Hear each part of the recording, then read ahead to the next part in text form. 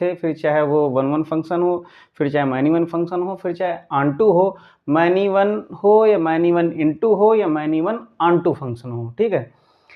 और इसके साथ-साथ हम लोगों ने कंपोजिशन ऑफ फंक्शन भी पढ़ा हुआ था। हम लोगों ने कंपोजिशन ऑफ फंक्शन पढ़ा हुआ था और सारे जितने भी टाइप्स हम लोगों ने देखे थे, उन सारे टाइप्स के हम लोगों ने एग्जाम्पल भी देखा हुआ था।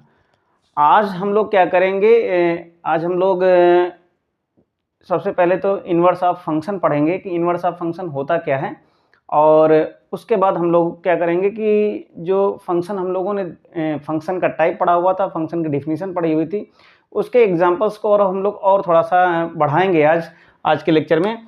तो सबसे पहले बात हम लोग करते हैं कि इन्वर्स क्या होता है। कोई भी अगर फंक्शन है, उस फंक्शन का इन्वर्स क्या होगा, तो हम लोग सबसे पहले स्टार्ट करते हैं इन्वर्स ऑफ फंक्शन। ओके,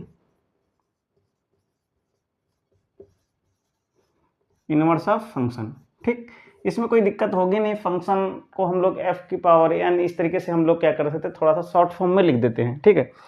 तो फंक्शन का इन्वर्स क्या होगा, इतना हम लोग जानते हैं कि अगर कोई फंक्शन है,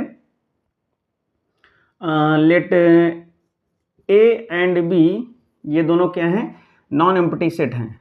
क्या है, नॉन एम्प्टी सेट है, ठीक है। और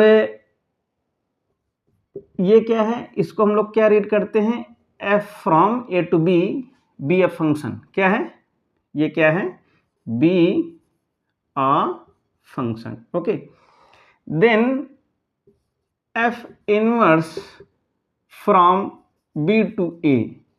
ओके, ये क्या कहलाएगा, ये कहा जाएगा, इसको कहेंगे हम लोग, इसको हम लोग कहेंगे इनवर्स ऑफ फंक्शन।